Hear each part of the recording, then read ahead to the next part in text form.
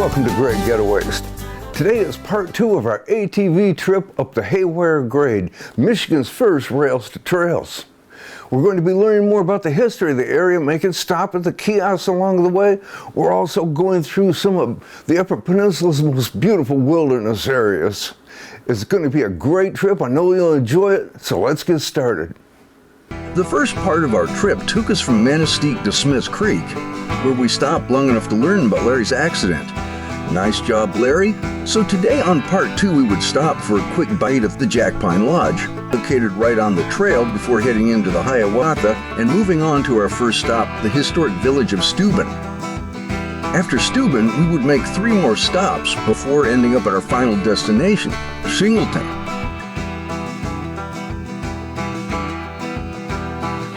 Well, Connie, you've got us up here and you've got us stopped at a corner here that looks awfully familiar to me. I know I've been up here before. Tell me where we're at.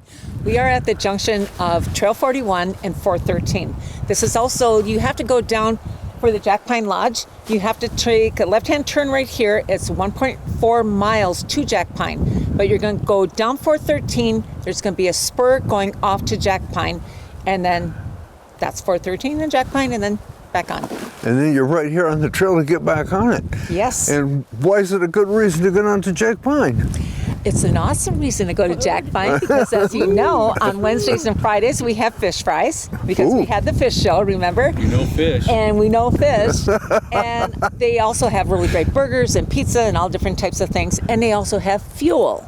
So it's an important all the important things for being out on the trail. ORV and snow season, yes. What do you say we head down there? Sounds like a plan. Great. Walk and roll. Yeah. Let's go eat.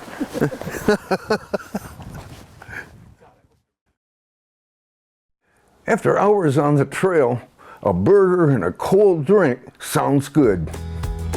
So it was off to the Jack Pine Lodge for some fuel for both us and our ATVs. The original Jack Pine Lodge was first established in the early 1930s.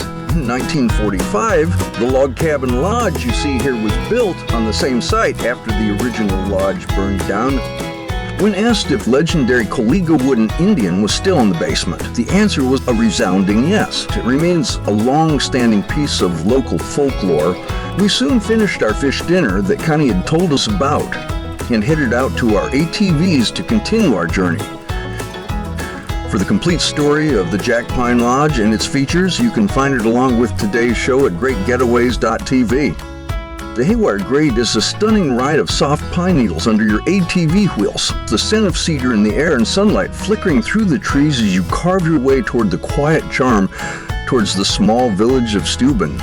This is the UP at its best.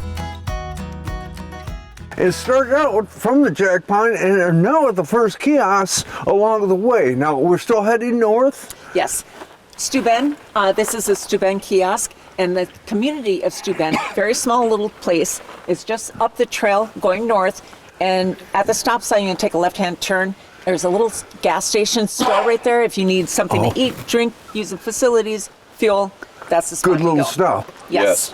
But back to this kiosk, this talks about the CCC Camps, which President Roosevelt started in 1933 and ended in 41. And the purpose of the camps were to help people during that time frame to have some type of employment. And what they did, they went out in the woods, they made bridges, they built different things for the, conservative stuff. But basically, it was shut down in 1941. Now, you had relatives? Yes, my grandfather was actually in the CCCs, and he started when I believe he was 17, and he worked them to almost 21 when he married my grandma. Wow. A lot of good history there. Yeah, it's very interesting, and he used to talk about his experiences out there, so it's good history. Good place to stop by, learn a little bit about that history. So where do we go from here? Next stop is Scott's. Scott's Grade. Scott's Grade. Scott's Grade. All right, sounds good. You ready to ride? Ready? Ride. Yep, we're on the trail for a short distance when Connie flags us over. This is one of the areas that we normally stop on the trail because this is a really good spot for the beaver to come in. And as you can see, there are different dams that are busted down. But Winch and Larry right now are just checking to see the damage if they have to come in and break it down farther before the snowmobile season. Easier to do it now instead of waiting for snow time. But as you can see from the banks, how high this pond can be. And I tell you what, 2 beaver on this pond can take out this entire trail, and that's thousands and thousands of dollars to replace the trail once they take it out. This right here is the old train trestle, and they just rerouted. Well, they just moved it off to the side because I believe it was probably because of encroachment by beaver. So many changes in the landscape. Now, we were on our way to the Scott's Kiosk. What a ride this stretch is from the small trail town of Steuben to the Scott's Kiosk. You're cruising deep into the Hiawatha National Forest. The trail here is wide, rolling, and quiet, cutting through thick pines and low wetlands. It's the kind of ride where you feel like you've got the whole forest to yourself. Keep an eye out for deer, birds, even bear tracks in the softer stretches. And just ahead, the Scott's Kiosk, a great place to take a breather and soak in some local trail history. These kiosks are a must-stop, making you realize that it's over 100 years ago, trains piled high with logs would travel through this wilderness area and riding the rail instead of the trail. Scott's logging camp. So was there a logging camp up here? Yeah, you'll see on the other side of that clearing over there. There's a I see structure, but this is where the logging camp was in that clearing over there. I mean, this train stop, but the camp, and we'll see farther up north as we get to McInnes. We'll see at McInnes that there's that field, and that whole thing was a big logging camp, big camp. So this was one of the spots, though, and the reason for the railroad itself. Yeah. Yes. Yeah.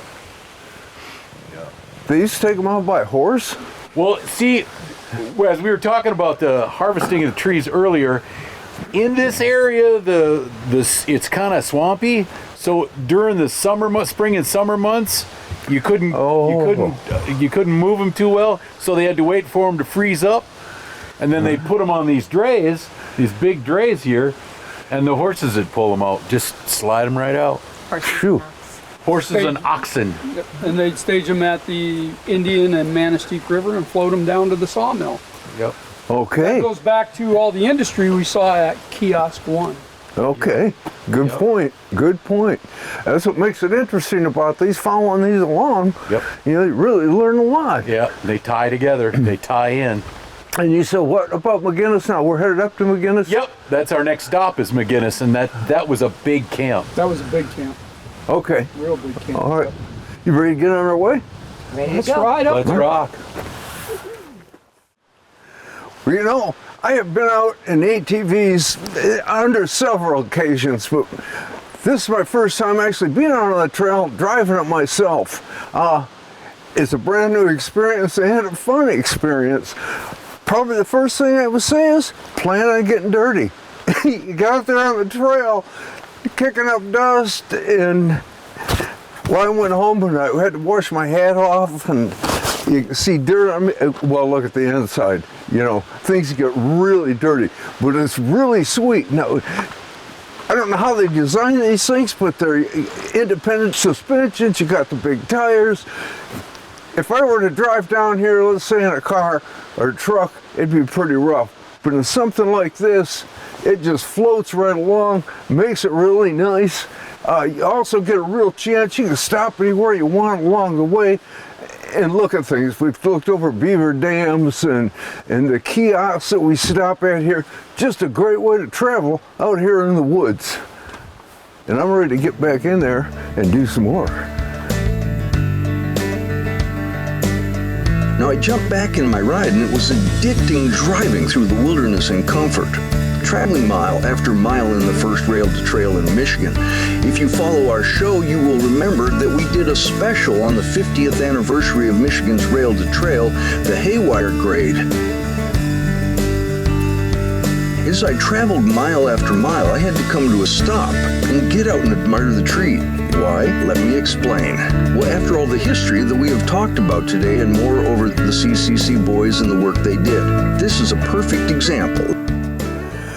We stopped here along the trail just to show you This is a pine plantation that we're looking at right here. This was put in by the CCC back in the 30s. What you notice is when you're driving along here is a lot of these are in a row. That's how you can tell they're the ones that are planted. And it's just it's kind of a nice view. It's really pretty to look at through here, but it's what this whole thing, this railroad grade was for. It was all done through the logging, and after the trees were all cleared, they came back in and they replanted, and that's what this all is here. Wow, this is really the history of the CCC camps that are up here, and what you learn about as you go through and see all these kiosks that are out here. This is what it's all about. Beautiful area.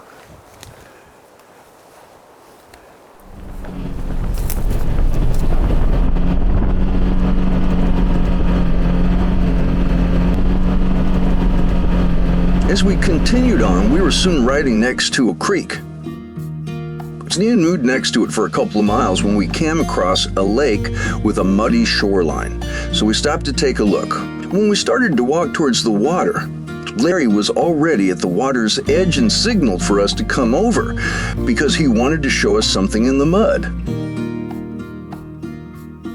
Looks like it's right here. Yeah. That's a wolf print. There he is over there too. Be damn. Oh yeah.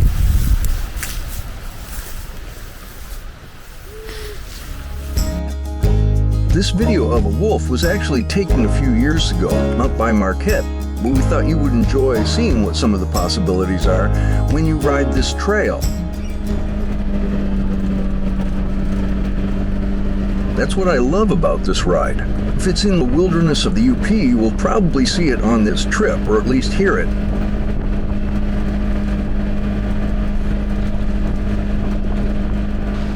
Okay, so this is the McInnes. Now, it looks different than the rest of them, though, because now what I'm seeing is a lot of wildlife on it. Is that wildlife in this area?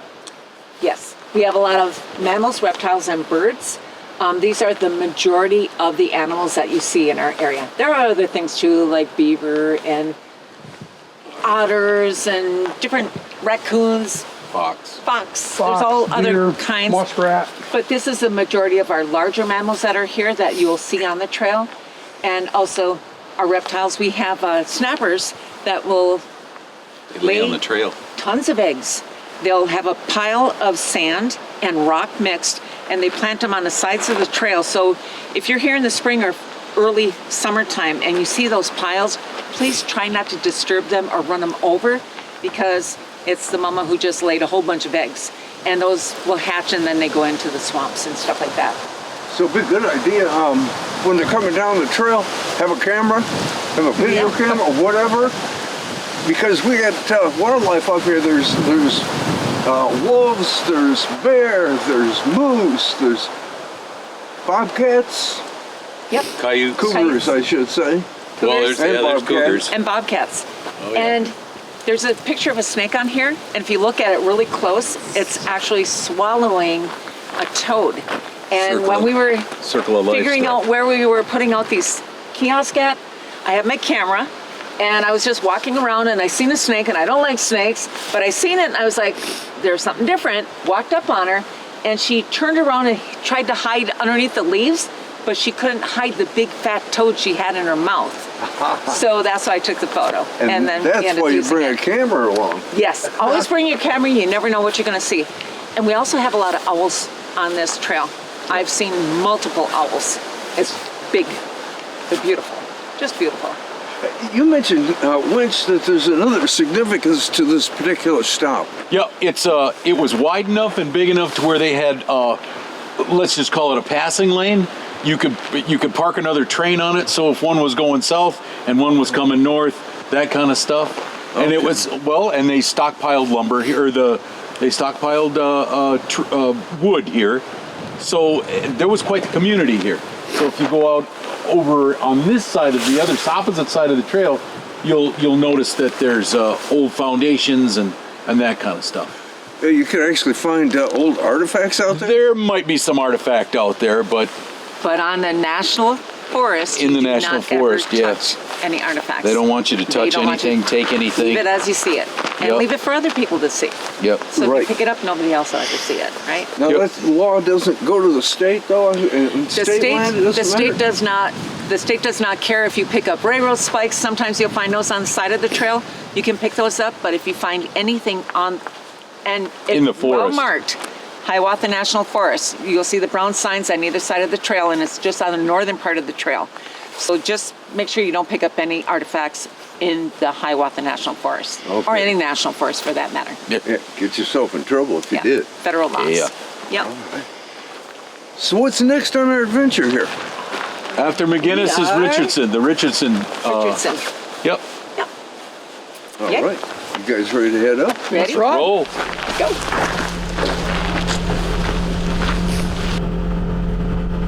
We're getting close to the end, and this kiosk is all about snow. And believe me, this area gets a lot of snow. It averages over 200 inches of the white stuff a year. Well, we're at another kiosk here. It's the next to the last one. But you know what? What is interesting is why these kiosks are here even to begin with. And I guess you guys probably know quite a bit about that because you've been involved in it since the beginning. Tell us about a little bit about this trail and these and how this all came about. Well, what we started with the kiosk idea was back in 2015. Jerry Reese was the one that brought it to the Chamber of Commerce when I was a director over there. I was executive director and he was on my board. He said, Connie, in 5 years from now, it's going to be the 50th anniversary of the first rail to trail in Michigan, and I want to do something. After all the research, and this is research with the Hiawatha National Forest people, this is with the DNR, with Great Getaways, because you all came on board with us right from the get-go and did all of our publicity for all the events that we had, and also keeping track of the different historical moments as we were going through the process. We had a lot of different people involved with getting the project going. And Connie, don't forget Dennis Jankowski, the former owner of the Grey Wolf Lodge and past president of the Manistee Area Tourism Council. Historically, we had the Schoolcraft County Historical Society was involved as far as getting the information. Dan Spiegel from The DNR history. DNR history. He's down in Lansing. There's so many people. We are going to be having a board similar to this put up at the clubhouse down in Manistee. That is on 300 New Delta. It's actually part of the trail, so when you're coming into the trail, you're going to see our clubhouse on the left-hand side when you're almost downtown, and you'll see all of the people that were involved with creating the kiosk. Yep, from the start, from the inception until the finish. And that's including people also like the Manistee Area Tourist Council that paid for a lot of these things that you see, like they paid for these, for example. And we also had grants from Yamaha, Yep. quite a few different Well, I know we had a places. grant from Yamaha, but that was the significant one. But we also got there were other people that involved. Yeah. And I'm not prepared to tell you who they are because I can't remember. But we'll show Well, we'll show you the panel when we get back Yeah. to the Yeah, clubhouse. well, what, 9 years now? Yeah. Yes. So it's been quite a while.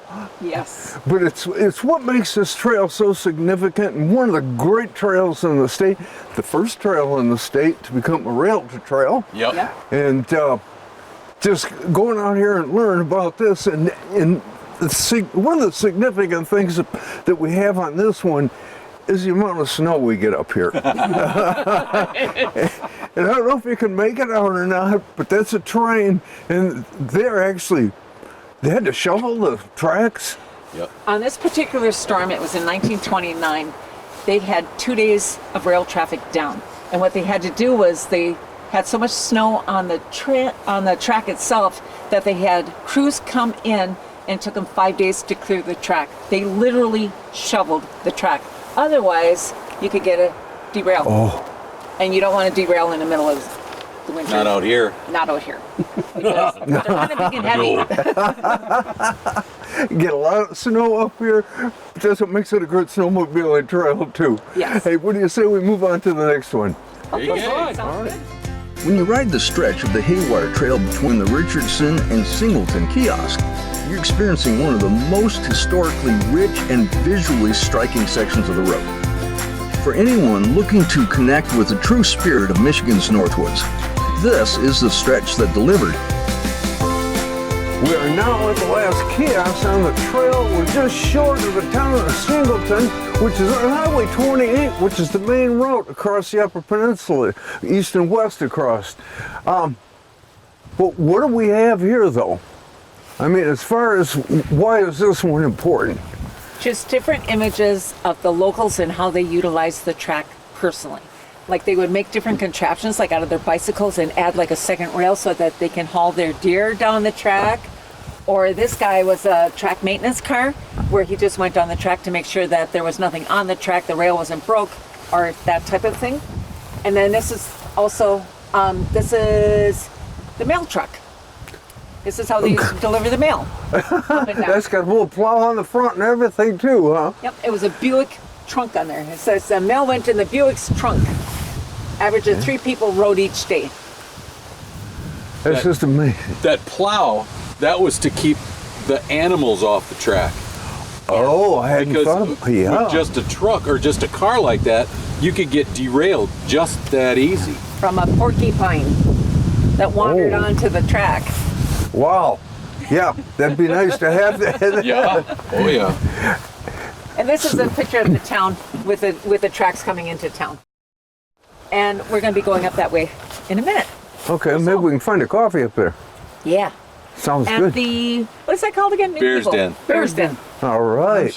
But we're going to go up there to show you what it looks like now. All right. Sounds like a good idea. And so we left on the last leg of our journey heading to Shingleton, but just as we were coming to town, we got out of our ATVs to say goodbye. Connie and Winch had one more thing to tell us about. Well, we're here at the last kiosk and, oh, where are we? Where it's gonna be. We are going to have our final kiosk, which is not up yet because we have to get the frame done. The panel that we're going to be putting here, it's approximately going to be in this area. It's going to be the thank you to all of the people that were involved with having the kiosk project completed. But that panel is on the trail, so if you're coming into Manistee and you pass our shop, you're going to see the panel on the left-hand side. Okay. I would like to say, too, that these folks right here and their whole organizations, they go out there and volunteer and do all this work and put this all together so people come up here, can learn about it, can enjoy it. People coming up here. Now, they've done the Haywire Grade. There are more places for them to go? Absolutely. Absolutely. Anywhere there is a trail that is designated as dual use, If it has a letter in front of it, like US, do not go on it. like Or US 41 or US 94. or Do not go on anything with a letter on it. If it or has an M or M94. US. Yeah. Just don't do it. You will get stopped. Hopefully they'll give you a warning ticket, but don't do that. Okay, just but unsafe. everything else then? County roads. All the forest roads and county Forest roads. county Yep. roads. County- And there's thousands of miles. Yes, sir. I just wanted to ask too, now being out on the trail, what kind of etiquette and safety should people know about? Well, when we talk about speed, as a general rule, I try not to judge, but we always ride right, and please don't drink and drive. Your speed should be safe, so it's ride safe, ride right, and ride sober. So good just point. make sure Ride smart. you ride smart and only drive to your ability. Don't go faster because everyone else is. Really nice being out here on the ATVs. But one thing I want to say too, this trail is a multi-use trail. It's hiking, biking, equestrian, ATVs, snowmobiles. Yep. We just love coming out here because you're out here with nature and it's just beautiful. You don't know what you're going to see. You're just going to enjoy. And fresh air. A lot of fresh air. Yeah, man. Well, I hope you enjoyed today's show. If you'd like more information, you can go to our website at greatgetaways.tv. Don't forget to check us out on Facebook for all the latest information. Thanks for watching, and we'll see you next week.